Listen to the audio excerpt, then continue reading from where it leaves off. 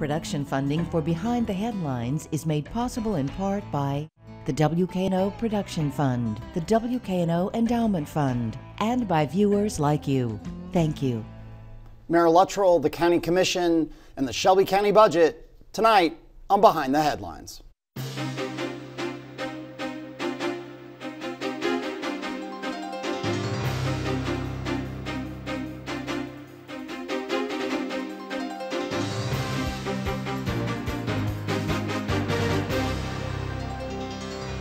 I'm Eric Barnes, publisher of the Memphis Daily News. Thanks for joining us.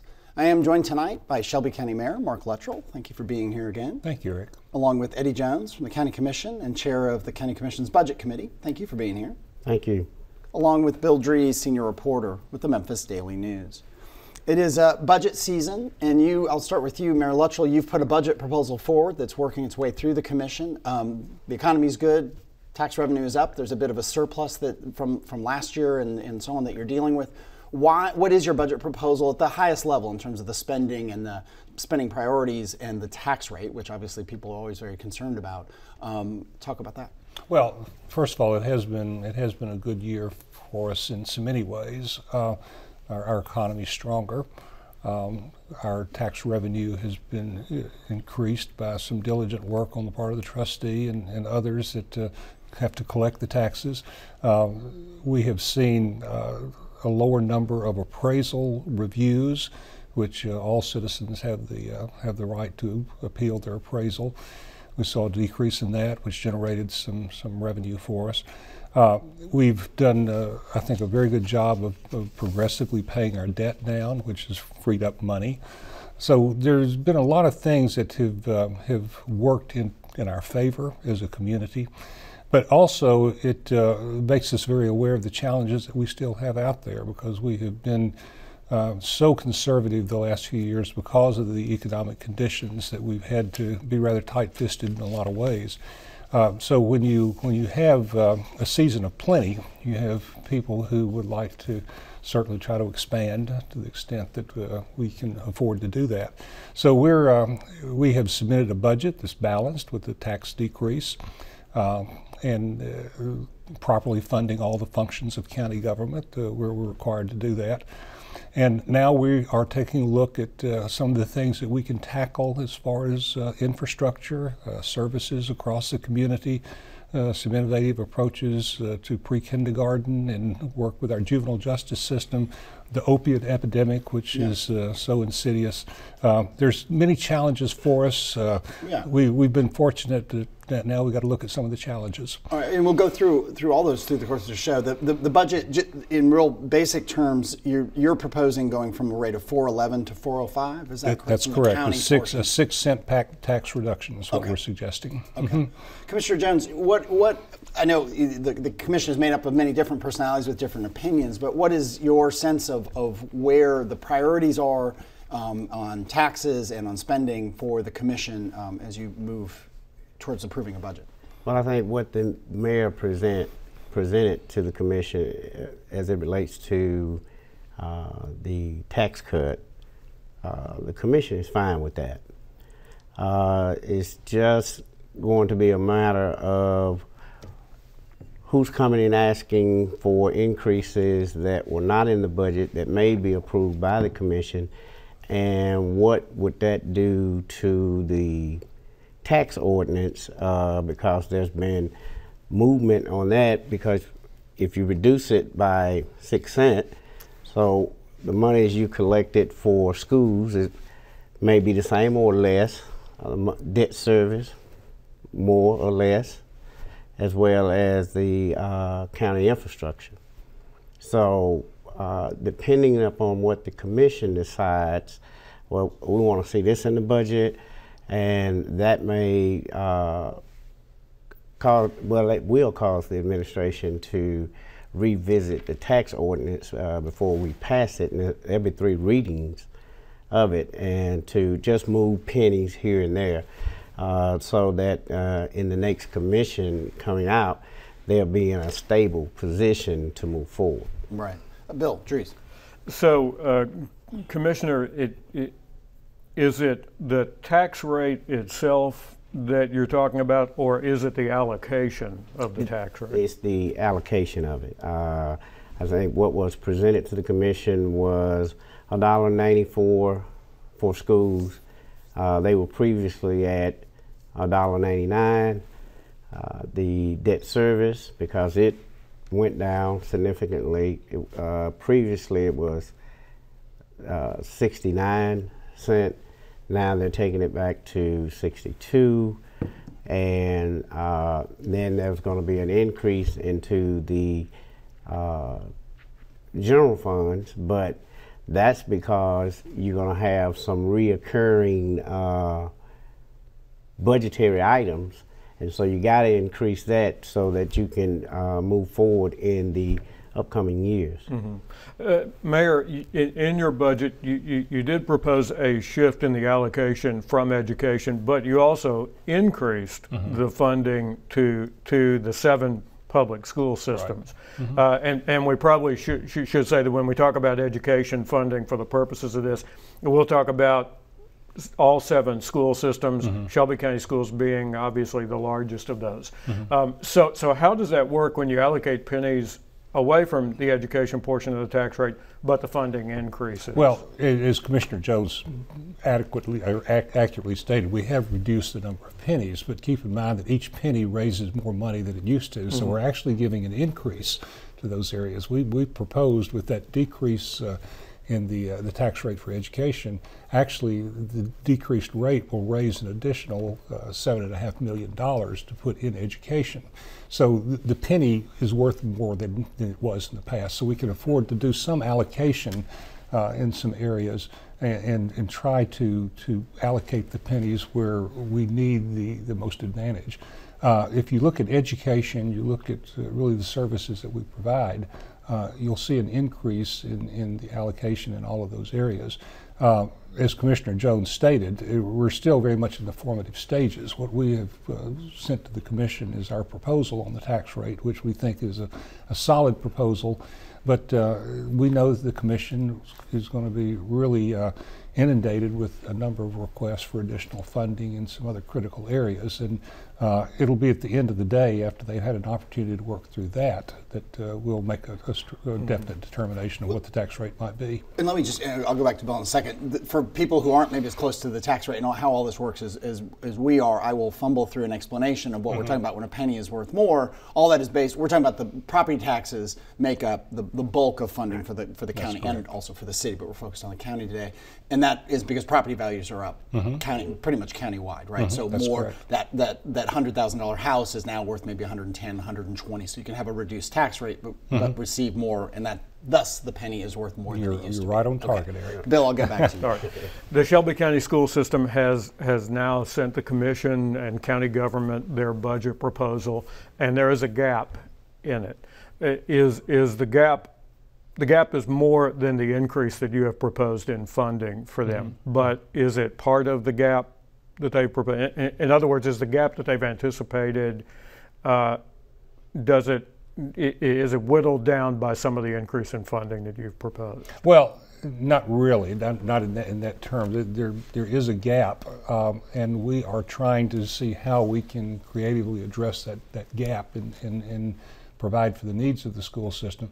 We'll be working with the Commission to come up with some solutions there. A couple of the commissioners have made some, what we think are some very innovative suggestions on how we can restructure that particular gap. But the gap now is rather large, $7.5 million up to about 16 million. That's the gap that we're seeing in education. We can't afford to keep the gap at that level and really provide the tax cut that we think is so vital to our community and some of the other services. So this is where we really put our thinking caps on and start sitting down and working with the Commission on how we're going to address that gap. We're going to have a proposal for it, and hopefully it'll be one that will be acceptable. Commissioner, from your vantage point, what are the options that are on the table here to fill that gap for Shelby County Schools? So I believe that, the administration had already put in $8 million for the schools. So, and they came with a 12.7 gap. that needed to be filled. So really you would have been looking at an additional $4 million or so to fill that gap, 4.7. And so you got to also realize there's some other things that's going to be driving that as well, because we're planning for universal pre-K in the upcoming years when the federal grant dies out. And so part of that surplus funding that was available, that was collected for schools, that still belongs to the schools. And so you could either pull it out of that, depending on the amount of what that surplus may be, and then, but by the same token, we still got to prepare ourselves in the upcoming years for universal pre-K. Go maybe to high level about the schools. The total county budget, I'm reading from Bill's story here, total county budget is about $1.3 billion. $400 million of that is going to the 7 public schools. The bulk of that, the vast majority of it, I believe, is going to the Shelby County schools. Is that right? Actually, more than 400. More than 400 million. Okay, I misread. Yeah. Okay, 427. And then the school system. I mean, they are dipping into in their proposed budget. They're dipping into their fund balance reserves to the tune of about $49 million. Does that worry you? I mean, the school board has its own budget and its own process, but when you look forward and you look down the road, does it worry you that they're dipping into their fund balance to a pretty large degree? No, because they generate fund balance annually. Okay. That's fairly routine. And a lot of what we are doing now is projecting revenues. And historically, we find that about September is when we have a more definite look at what the revenue stream will be for education. That's when the state will be working with their calculations of what they're going to pay. And it's when the city school system or the county school system will realize as they close their books on the fiscal year what their projected revenues were. What the final figure is. So there's still a little bit of uncertainty. What we are suggesting is that to meet the needs of the school system, that we go ahead and approve what we have submitted to the county commission, the $7.5 million, and then revisit after we have a more definitive idea of what the revenue streams will be. But typically the fund balance in the school system replenishes itself on an annual basis, and they have drawn from their fund balance frequently. Are you, from your seat, happy? And I'll start with you, Commissioner Jones, and come back to the mayor.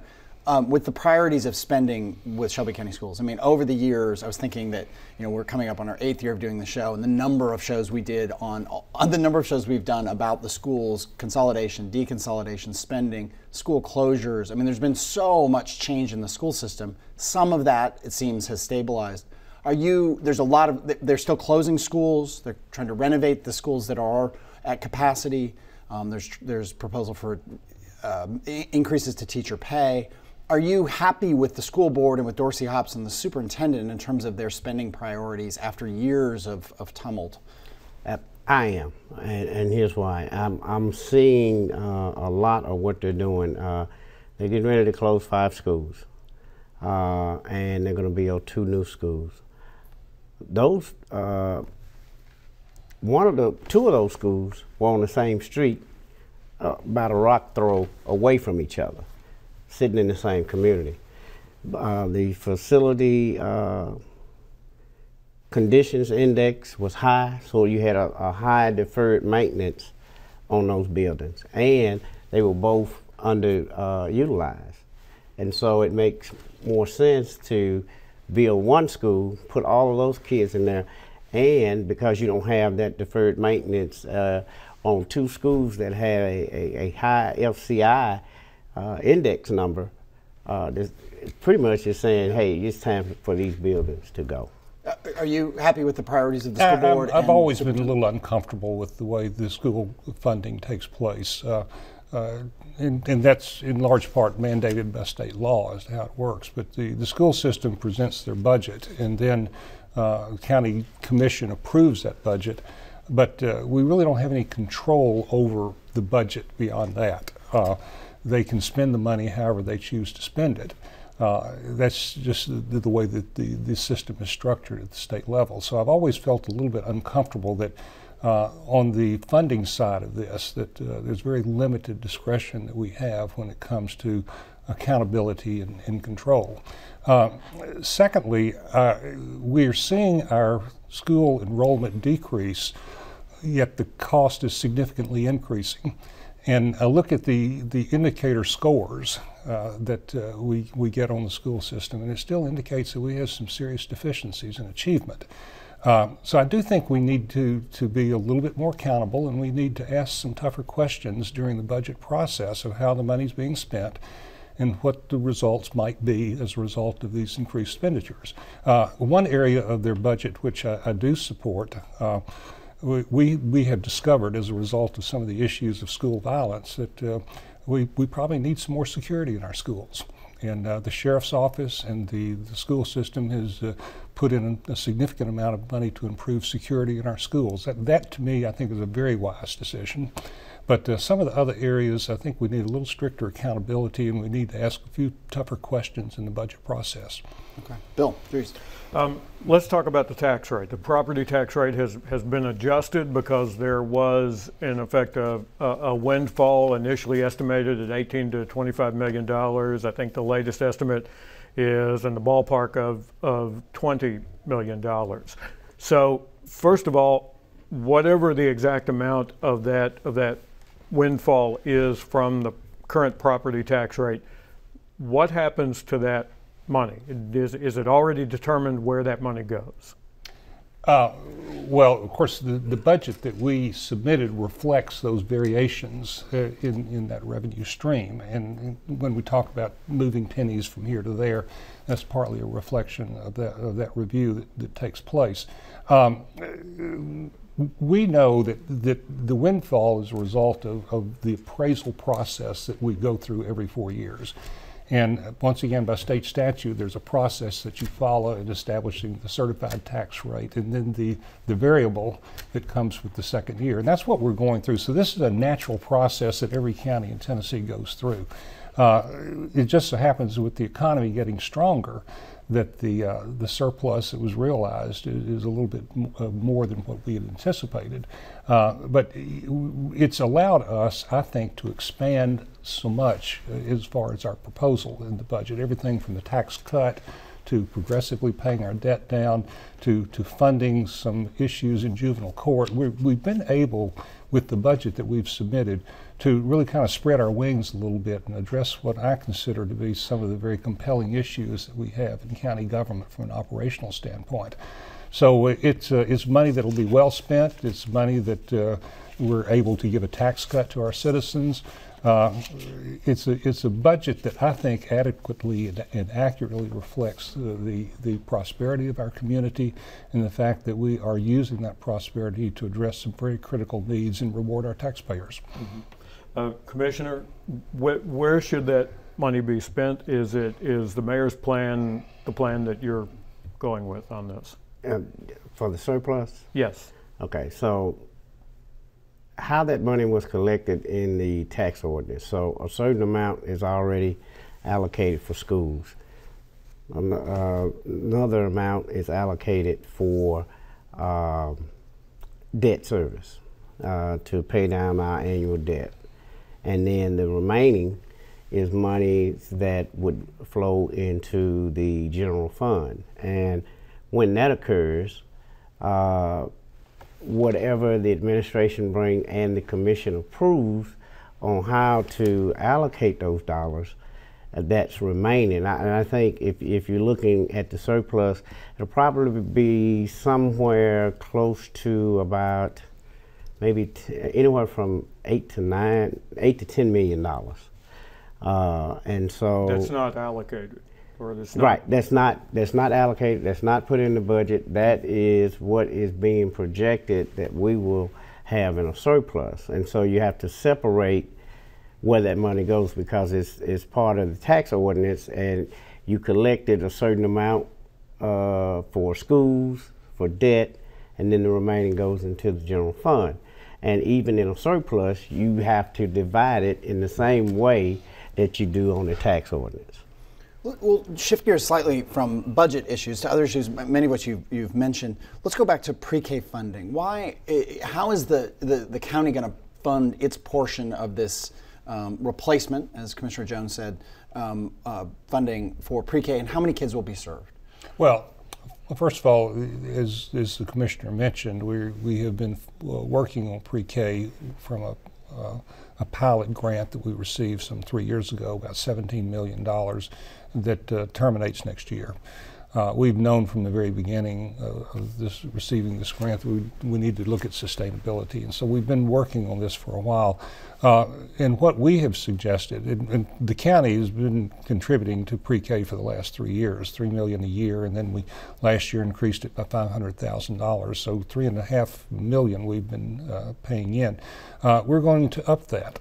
When the grant terminates next year, then I say the county commission will have to approve it, but we're suggesting that then we supplement in a progressive way for 3 years to bring it up to what the mandatory would be to maintain and to expand.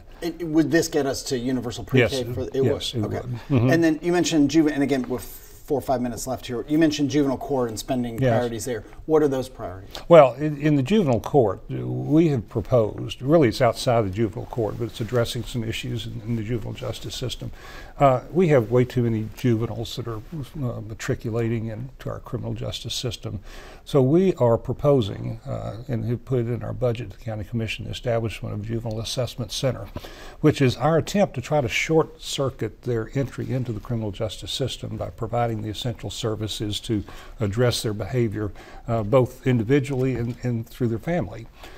So the Juvenile Assessment Center will be in partnership with the University of Tennessee and several partners around the community to try to address some of these very acute behaviors outside the criminal justice system and keep these juveniles out of the justice system if at all possible. Well, and what's the cost associated with that assessment? Well, we're requesting this year $3 million in that process. And that would cover the... Well, that'll be a start. It'll be the start. And we're starting a pilot program, and we hope to expand this as we grow the program, but that's going to be the initial startup. Commissioner Jones, on this Juvenile Justice Assessment Center, your thoughts? Well, here's how I look at it. We have a lot of juveniles that come through our system, and all those cases that are adjudicated by the judge, we end up having to send those kids away from Shelby County to other parts of the state, even in some other states. And when you look at that, you're looking at almost $17–18 million of our tax dollars going to feed another county who is holding our kids in this. And so, but the educational process and what the mayor just mentioned is a great thing, because you don't want these kids to stay on that path of at the juvenile level recidivism and then end up in the adult world doing the same thing. And so those that, like the mayor said, it's a start. I kind of had a smile on my face when he said $3 million, and he said that's a start, because I know. What is the ultimate ticket on that? What's the ultimate cost? We don't. It'll be depending on how quickly we want to expand it. Yeah. Okay. Okay. Bill, just a couple minutes left. I'll touch quickly and stay on juvenile court here. Paul Summers, who is the coordinator of the whole process that the juvenile court is under right now, has sent a letter saying that he thinks the Justice Department should end its supervision of juvenile court. Mayor, what are your thoughts on that? Do you agree with that? Judge Summers' report was addressed to 4 people: myself, Judge Michaels from juvenile court, the U.S. Attorney, and the head of the Civil Rights Division at the Department of Justice. So it was his recommendation. What we have to do now, the 4 of us have to sit down and kind of break down his report to see where we are. and have that discussion with the Department of Justice. I'm not going to take a position on that until we've had a chance to collaborate as a committee on that recommendation. The U.S. Attorney is very actively involved in trying to facilitate that communication process. So I'm hoping that we can sit down with the DOJ in the next few weeks and dive deeper into the report and start questioning some of the recommendations that Judge Summers made. Okay, Commissioner, the commission has certainly had some very animated discussions about this. Where are you at on this? Well, until I can see a significant improvement from what the DOJ and the memorandum of agreement that they had, and show some metrics that show that we are way down the road from where we were when we got into this agreement. And so until I can see that, and that is happening in that way, to ensure that equality and all of the issues that they brought up from that memorandum of agreement, I'm going to stand with what Department of Justice has put on the table until we can see measurable results. Right. Okay, I apologize for cutting you off. We'll do more shows on that right now, but we're out of time. Thank you both for being here. Thank you for joining us. Join us again next week.